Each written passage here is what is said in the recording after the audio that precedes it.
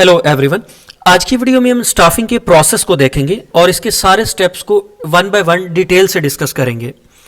Previous videos के अंदर हमने स्टाफिंग मैनेजमेंट फंक्शन को देखा और फिर इसकी इंपॉर्टेंस को डिस्कस किया। अब हम देखते हैं कि स्टाफिंग का प्रोसेस कैसे काम करता है।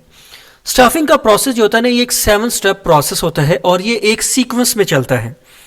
पहला स्टेप है असेसिंग मैन पावर रिक्वायरमेंट, फिर है रिक्रूटमेंट, फिर है selection, placement and orientation, training and development, performance appraisal और कॉम्पनसेशन। ये 7 स्टेप हैं जो कि स्टाफिंग प्रोसेस के अंदर एग्जीक्यूट होते हैं और ये एक सीक्वेंस में चलते हैं। ठीक है, इन पे हम वन बाय वन बात करते हैं। स्टाफिंग प्रोसेस के अंदर जो पहला स्टेप है ना, वो है असेसिंग मैन पावर रिक्वायरमेंट। इसे कहते हैं मैन पावर प्लानिंग भी। ठीक है, कि इसके अंदर आप मैन पावर की प्लानिंग करते हैं। प्लानिंग कैसे करते हैं कि सबसे पहले आप आइडेंटिफाई करते हैं कि आपकी ऑर्गेनाइजेशंस के अंदर कितनी जॉब पोजीशंस हैं जो कि वेकेंट हैं और कितनी ऐसी हैं जो कि नियर फ्यूचर में वेकेंट होनी है। वेकेंट कैसे होनी है कि आपने लोगों की हो सकता है ट्रांसफर करनी हो, या हो सकता है लोगों की रिटायरमेंट हो, या कुछ ऐसे लोग हों जिन्होंने आपको पहले से बताया हो या रेजिग्नेशन उन्होंने दिया हो कि उन्होंने ऑर्गेनाइजेशन को छोड़ के जाना है। ठीक है, तो ये वो पोजीशंस होगी जो कि फ्यूचर में खाली होने वाली हैं। तो आप पहले क्या करते हैं, एक लिस्ट डाउन करते हैं वेकेंट जॉब पोजीशंस को जो आपके पास पहले से वेकेंट हैं और जो फ्यूचर में वेकेंट होनी है। ठीक है, इनकी इन जॉब पोजीशंस को आप आइडेंटिफाई कर लेते हैं। ठीक है, जब आपने आइडेंटिफाई कर लिया ना कि कौन सी आपके पास जॉब पोजीशंस खाली हैं या होने वाली हैं, फिर आप ये देखते हैं कि अब इनके लिए आपको कितने नंबर ऑफ एम्प्लॉयज चाहिए और एम्प्लॉयज की टाइप कौन सी होनी चाहिए। टाइप का क्या मतलब है कि एम्प्लॉयज की एजुकेशन क्या होनी चाहिए, उनके पास एक्सपीरियंस कौन सा होना चाहिए, उनका जेंडर या एज ग्रुप क्या होना चाहिए। इसे कहते हैं टाइप ऑफ एम्प्लॉयज। मतलब इसकी कैसे जरूरत पड़ती है कि अगर आपके पास HR डिपार्टमेंट में 2 लोगों की जरूरत है, प्रोडक्शन में 2 सीट्स वेकेंट पड़ी हुई हैं, क्वालिटी डिपार्टमेंट में 1 सीट खाली है, प्लानिंग में भी खाली है कोई सीट, और इसी तरह फाइनेंस डिपार्टमेंट में भी 3-4 सीट खाली है। तो ये कहते हैं टाइप ऑफ एम्प्लॉयज कि आपको किस तरह के एम्प्लॉयज चाहिए और कितने चाहिए। ठीक है, आप ये इसकी लिस्ट डाउन कर लेते हैं कि आपको कितने नंबर ऑफ एम्प्लॉयज चाहिए और किस टाइप के चाहिए। ठीक है, और जो ऑर्गेनाइजेशन का चार्ट होता है ना, ऑर्गेनाइजेशन चार्ट या ऑर्गेनोग्राम, ये आपको बेसिस प्रोवाइड करता है man power planning and requirement की। बिकॉज जो ऑर्गेनाइजेशन चार्ट होता है ना, ये ग्राफिकल रिप्रेजेंटेशन होती है ऑर्गेनाइजेशनल स्ट्रक्चर की, और ऑर्गेनोग्राम के अंदर क्लियरली डिफाइन किया जाता है कि किस डिपार्टमेंट के अंदर कितने कितने लोग चाहिए आपको। फर्ज करें HR में 5 चाहिए, फाइनेंस में 10 चाहिए, क्वालिटी डिपार्टमेंट में 3 लोग चाहिए, प्रोडक्शन में 20 लोग चाहिए। ठीक है, तो ये ऑर्गेनोग्राम में ये चीजें क्लियरली डिफाइन की जाती हैं। ऑर्गेनोग्राम बेसिकली ऑर्गेनाइजेशनल चार्ट होता है, एक ग्राफिकल रिप्रेजेंटेशन होती है ऑर्गेनाइजेशन स्ट्रक्चर की, जिसके अंदर एम्प्लॉयज की तादाद भी लिखी होती है। तो ऑर्गेनोग्राम जो है वो आपको हेल्प करता है कि आप मैन पावर को प्लान कर सके कि आपकी कितनी सीट्स खाली हैं, कितनी होने वाली हैं, और आपको कितने एम्प्लॉयज चाहिए और किस तरह के एम्प्लॉयज चाहिए। अच्छा, इसके अलावा जो मैन पावर प्लानिंग है ना, या मैन पावर की रिक्वायरमेंट को असेस करने का जो प्रोसेस है वो 3 स्टेप का है। सबसे पहले आप वर्कलोड एनालिसिस करते हैं। वर्कलोड एनालिसिस का मतलब यह है कि आपने काम करना क्या है, आपका काम कितना है। ठीक है, फॉर एग्जांपल आपने कितने नंबर ऑफ यूनिट्स बनाने हैं एक स्पेसिफिक टाइम में। ठीक है, और इसके लिए आपको कितने एम्प्लॉयज चाहिए, ठीक है, और किस तरह के एम्प्लॉयज चाहिए।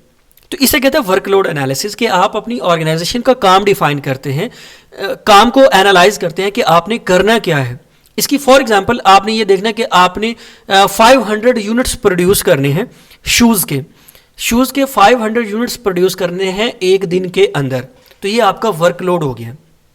ठीक है, 500 जूते बनाने हैं आपने एक दिन के अंदर, तो ये आपका वर्कलोड हो गया। अब आपने देखना कि इसके लिए आपको कितने बंदे चाहिए और किस तरह के चाहिए, डिजाइनिंग के लिए कितने चाहिए, स्टिचिंग के लिए कितने चाहिए, पैकिंग के लिए कितने चाहिए, मार्केटिंग के लिए कितने चाहिए।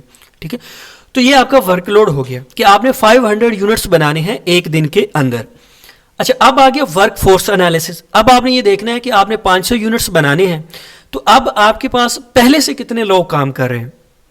ठीक है, और पहले से कितने का मतलब यह है कि फर्ज करें आपके पास पहले 5 लोग काम कर रहे हैं और एक बंदा जो है वो 50 यूनिट्स प्रोड्यूस करता है एक दिन में।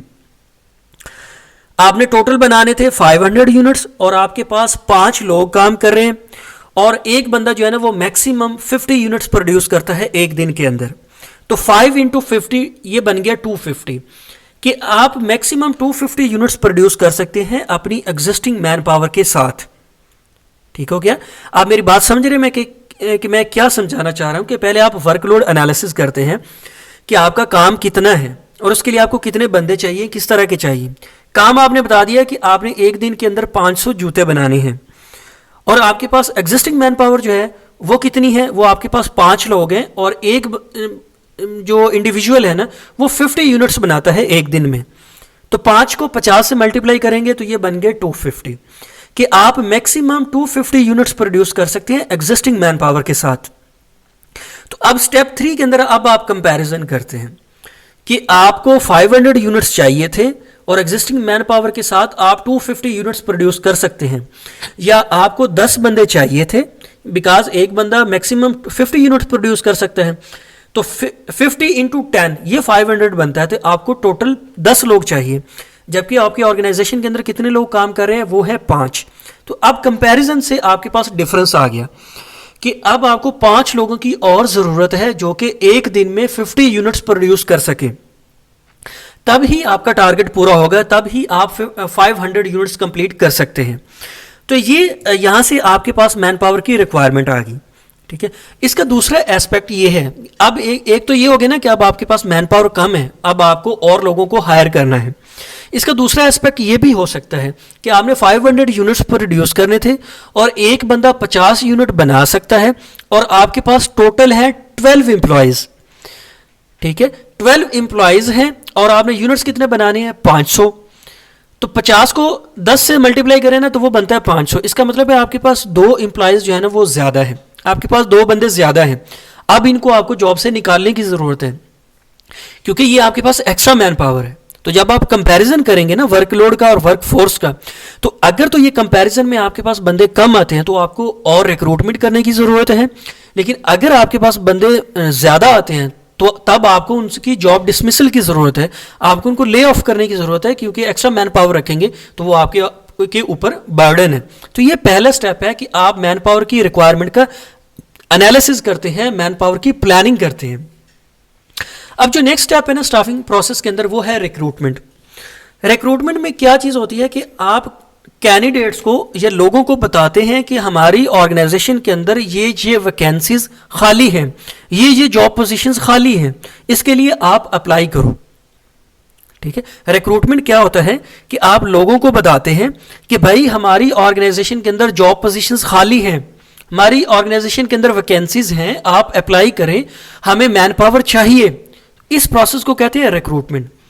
और ये कैसे आप लोगों तक अपनी बात को पहुंचाते हैं कि हमारी ऑर्गेनाइजेशन के अंदर आप आएं, अप्लाई करें, हमारे पास सीट्स खाली हैं। इसके लिए आप अपनी जॉब्स को एडवर्टाइज करते हैं। एडवर्टाइज कैसे करते हैं? प्रिंट मीडिया है, इलेक्ट्रॉनिक मीडिया है, आप अखबार में इश्तिहार देते हैं, न्यूज़पेपर में देते हैं, सोशल मीडिया को यूटिलाइज करते हैं, वेबसाइट्स हैं, जॉब पोर्टल्स बने होते हैं। इसके अलावा ह्यूमन रिसोर्स की कंसल्टेंट फर्म्स होती हैं जिनके थ्रू आप मैन पावर को हायर करते हैं। तो रिक्रूटमेंट में बेसिकली आप क्या करते हैं, आप लोगों को बताते हैं कि हमारे पास जॉब पोजीशंस खाली हैं, आप उसके लिए अप्लाई करें। तो जब आप लोगों को बता देते हैं कि हमारे पास ये जॉब पोजीशंस खाली हैं, इसके लिए अप्लाई करें, तो इससे क्या होता है कि जब मैक्सिमम लोगों को पता चलता है कि फलां ऑर्गेनाइजेशन के अंदर वैकेंसीज हैं, तो इससे से ज़्यादा लोग अप्लाई करते हैं। और जब ज़्यादा लोग अप्लाई करते हैं तो फिर आपके चांसेस बढ़ जाते हैं कि आपको स्किल्ड, आपको टैलेंटेड और कॉम्पिटेंट मैन पावर मिल जाएगी। अगर आपके पास एप्लीकेशंस ही कम आई हैं तो फिर आपने उन्हीं के अंदर से कोई बंदा सेलेक्ट करना है, तो ऐसे सूरत में चांसेस होते हैं कि हो सकता है कि आपके पास जो स्किल्ड लोग हैं वो ना आए। लेकिन अगर आपकी एडवर्टाइजमेंट इतनी अच्छी थी, आपने कंट्री वाइड या वर्ल्ड वाइड लोगों को बता दिया कि हमारी ऑर्गेनाइजेशन में हमें मैन पावर चाहिए, ये जॉब पोजीशंस खाली हैं, तो जितने ज़्यादा लोग अप्लाई करेंगे उतनी ज़्यादा चांसेस हैं कि आपके पास कॉम्पिटेंट और टैलेंटेड मैन पावर आ जाएगी। ठीक है, अच्छा, ये है ना कि आप बाहर से लोगों को लेके आते हैं ऑर्गेनाइजेशन के अंदर, उनको अट्रैक्ट करते हैं कि वो आपकी ऑर्गेनाइजेशन के लिए अप्लाई करें और इसके अंदर आए। एक ये होता है कि जो ऑर्गेनाइजेशन के अंदर जॉब पोजीशंस खाली है ना, उनको इंटरनली भी फिल किया जा सकता है। इंटरनली कैसे फिल करते हैं कि आप ऑर्गेनाइजेशन के अंदर लोगों को ट्रांसफ़र कर देते हैं डिफरेंट जॉब पोजीशंस पे। अगर एक जगह एक जॉब पोजीशन खाली है, वहाँ पे आपने किसी और डिपार्टमेंट से अब ट्रांसफ़र कर दी और इस जॉब पोजीशन को फिल कर दिया, तो ये है इंटरनल। एक्सटर्नली आप क्या करते हैं कि आप ऐड देते हैं, आप अपनी जॉब की एडवर्टीजमेंट करते हैं, आप ये बताते हैं लोगों को कि आपके पास वैकेंसीज हैं, फिर लोग अप्लाई करते हैं, तब वो आपकी ऑर्गेनाइजेशन के अंदर आती हैं। ठीक है, तो रिक्रूटमेंट के अंदर क्या है, बेसिकली आप लोगों को बताते हैं कि हमारे पास वैकेंसीज हैं, आप अप्लाई करें। नेक्स्ट जो स्टेप है स्टाफिंग प्रोसेस के अंदर वो है सिलेक्शन। रिक्रूटमेंट और सिलेक्शन दो मुख्तलिफ चीज़ें हैं, ये एक नहीं है। सिलेक्शन और है, रिक्रूटमेंट और है। अच्छा, सिलेक्शन बाद में आती है, पहले रिक्रूटमेंट है। सिलेक्शन के अंदर आप क्या करते हैं कि अब रिक्रूटमेंट में आपके पास एप्लीकेशंस आ गई, डिफरेंट एप्लीकेंट्स थे जिन्होंने अप्लाई कर दिया जॉब पोजीशंस के लिए। अब आपके पास काफ़ी सारी एप्लीकेशंस आ गई। अब उन एप्लीकेशंस के अंदर से आपने सूटेबल कैंडिडेट्स को चूज़ करना है। इस प्रोसेस को कहते हैं सिलेक्शन। ये बहुत टाइम टेकिंग और बहुत इंपॉर्टेंट जॉब होती है, बिकॉज अगर आप अच्छे लोगों को सिलेक्ट नहीं करेंगे तो यकीनन आपकी ऑर्गेनाइजेशन जो है वो अच्छा परफॉर्म नहीं कर पाएगी।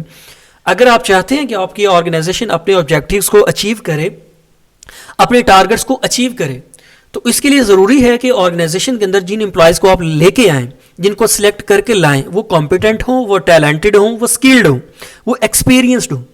तो इसीलिए सिलेक्शन का ऑब्जेक्टिव ये होता है कि आपने ऑर्गेनाइजेशन के अंदर अच्छी मैन पावर को लेके आने हैं, स्किल्ड लेके आनी है, क्रिएटिव, इनोवेटिव और टैलेंटेड एम्प्लॉयज़ को हायर करना है।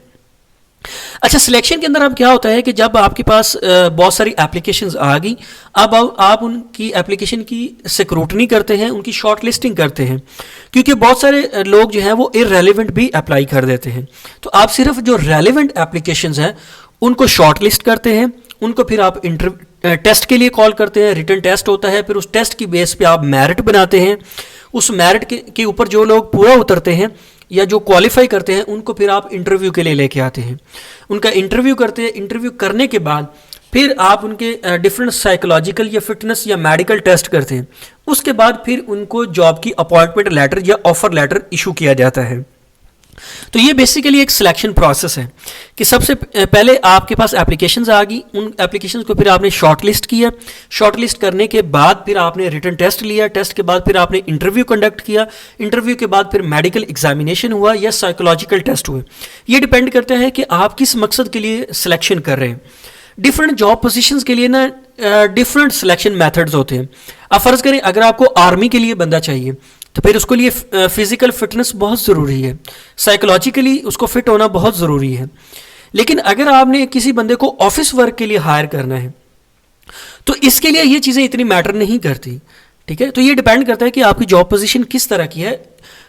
वैसे ही आपको उसके ऊपर कुछ टेस्ट करना होती है, साइकोलॉजिकल टेस्ट है या उसका IQ लेवल चेक करते हैं या फिटनेस टेस्ट करते हैं, उसके बाद फिर आप जॉब इशू करते हैं। तो रिक्रूटमेंट में आपने लोगों को बताया और सिलेक्शन में आपने उन एप्लीकेंट्स में से सिलेक्टेड जो सूटेबल कैंडिडेट्स थे उनको चूज किया। तो इसलिए सिलेक्शन और रिक्रूटमेंट जो है ये दो डिफरेंट चीज़ें हैं। अच्छा, अब स्टेप 4 है, ये है प्लेसमेंट एंड ओरिएंटेशन। अब आपने लोगों को सिलेक्ट कर लिया, वो आपकी ऑर्गेनाइजेशन के अंदर आ गए। अब आपने उनको डिफरेंट जॉब पोजीशन जो खाली थी उनके ऊपर उनको प्लेस कर देना है कि भाई आपका ये डिपार्टमेंट है, आपका ये डिपार्टमेंट है, आपका ये काम है, आपका ये काम है। इसको कहते हैं प्लेसमेंट। ठीक है, कि जब आपकी ऑर्गेनाइजेशन में नए एम्प्लॉयज आ गए, आपने अब उनको डिफरेंट जॉब पोजीशंस एलोकेट कर देनी है, इसको कहते हैं प्लेसमेंट। अच्छा, प्लेसमेंट के बाद आती है ओरिएंटेशन। ओरिएंटेशन का मतलब है इंट्रोडक्शन। जब नए एम्प्लॉयज़ ऑर्गेनाइजेशन के अंदर आ जाते हैं तो उनका इंट्रोडक्शन करवाया जाता है एग्जिस्टिंग एम्प्लॉयज़ के साथ और उनको बताया जाता है कि ऑर्गेनाइजेशन का जो है वो काम किस तरह होता है, ऑर्गेनाइजेशन की वर्क मैनेजमेंट कैसी है, आपने इमरजेंसी के केस में किससे कांटेक्ट करना है, किसके पास कौन से रिसोर्सेज आपको मिलेंगे। तो ओवरऑल ऑर्गेनाइजेशन का इंट्रोडक्शन करवाया जाता है, एम्प्लॉयज़ का इंट्रोडक्शन करवाया जाता है। बिकॉज जब कोई नया एम्प्लॉय ऑर्गेनाइजेशन में आता है तो उसको ऑर्गेनाइजेशन के बारे में इतना इल्म नहीं होता। तो अगर आप इंट्रोडक्शन नहीं करवाएंगे, उनकी ओरिएंटेशन नहीं कराएंगे तो उनके लिए बहुत मुश्किल हो जाएगा कि वो ऑर्गेनाइजेशन के अंदर अपने आप को एडजस्ट कर पाएँ। उसके लिए उनको बहुत ज़्यादा टाइम लग जाएगा।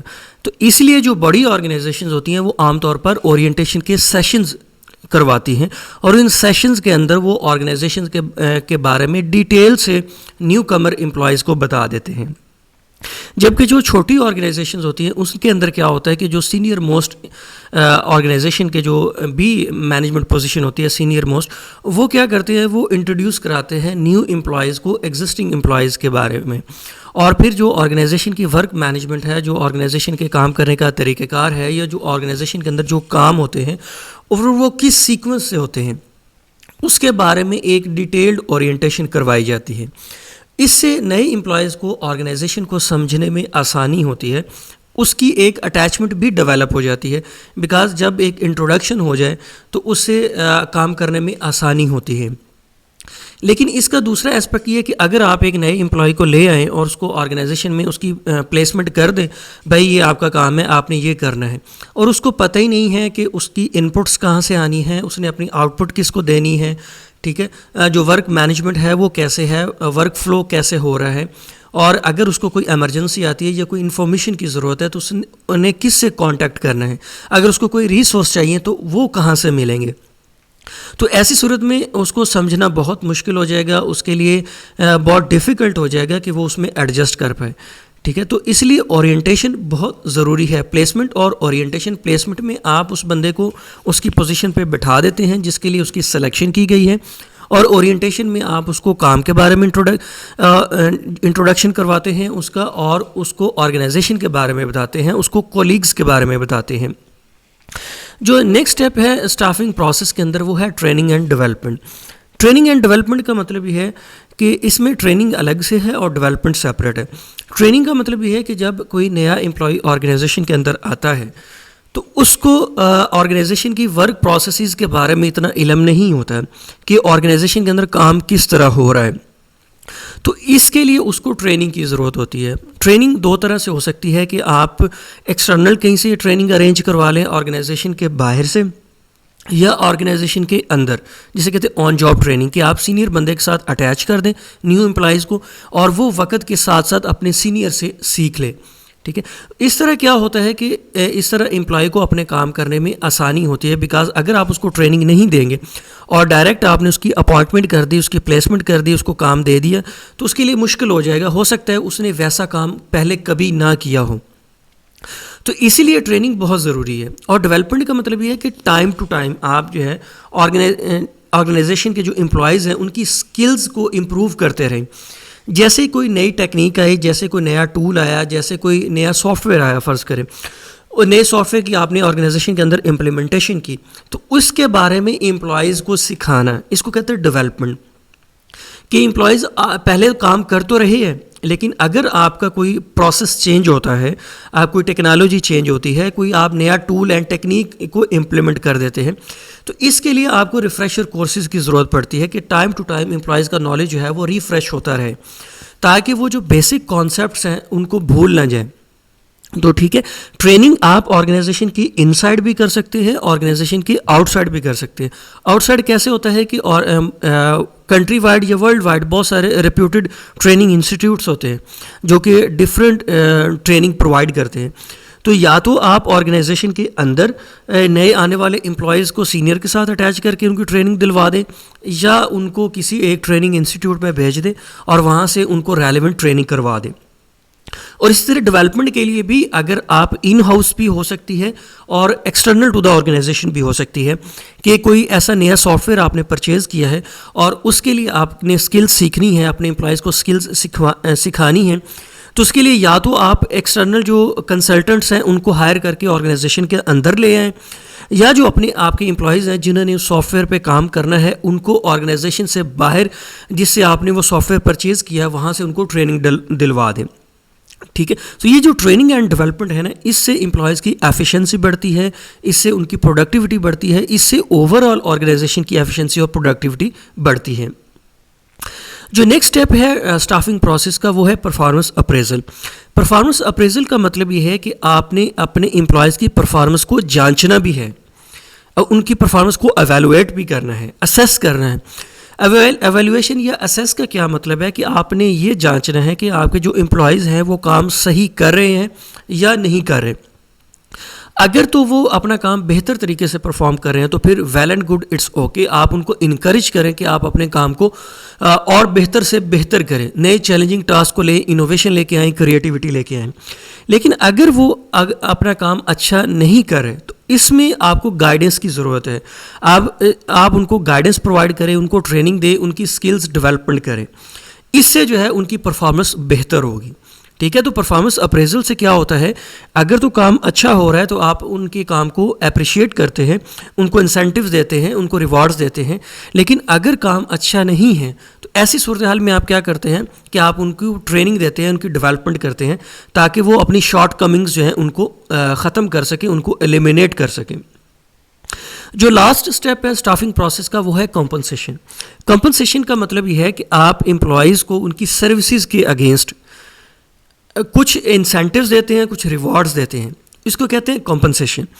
और कॉम्पनसेशन का अट्रैक्टिव होना बहुत ज़रूरी है। अगर कॉम्पनसेशन आपकी अट्रैक्टिव होगी, आपके इंसेंटिव या रिवॉर्ड्स अट्रैक्टिव होंगे तो उससे क्या होगा कि एम्प्लॉयज़ की मोटिवेशन बढ़ेगी, उनका मोरल बढ़ेगा, उनका कॉन्फिडेंस बढ़ेगा, वो अपनी मैक्सिमम एफर्ट लगाएंगे और अपने काम को बेहतर तरीके से करेंगे।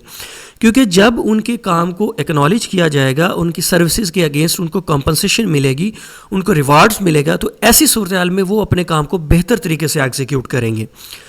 और जो कॉम्पनसेशन होती है ना, वो लो परफॉर्मिंग एम्प्लॉयज़ के लिए भी एज ए इनकरेजमेंट होती है। वो इनकरेजमेंट कैसे होती है कि जब वो देखते हैं ना हाई परफॉर्मिंग एम्प्लॉयज़ को कि उनको अपनी परफॉर्मेंस के अगेंस्ट इंसेंटिव्स मिल रहे हैं, रिवार्ड्स मिल रहे हैं, उनकी कंपनसेशन बेहतर हो रही है, तो लो परफॉर्मिंग एम्प्लॉयज़ भी उनको देख के अपनी मैक्सिमम एफर्ट लगाने की कोशिश करते हैं। बिकॉज वो ये देखते हैं कि क्यों ना वो भी अपनी मैक्सिमम एफर्ट लगाएं और वो भी इंसेंटिव्स लें, वो भी रिवार्ड्स लें। तो इससे क्या हुआ कि जो हाई परफॉर्मिंग है वो और बेहतर काम करते हैं और जो लो परफॉर्मिंग होते हैं उनको इनकरेज होते हैं, इनकरेजमेंट मिलती है कि वो भी बेहतर काम कर सकते हैं। तो इससे ओवरऑल ऑर्गेनाइजेशन के अंदर एक हेल्दी कंपटीशन डेवलप होता है एम्प्लॉयज़ के दरमियान कि वो कैसे अपने काम को बेहतर करें और उससे ज़्यादा इंसेंटिव्स लें, ज़्यादा से ज़्यादा रिवॉर्ड्स लें। तो ये सा staffing process. I hope you understand my point. Please subscribe my channel. Thank you very much.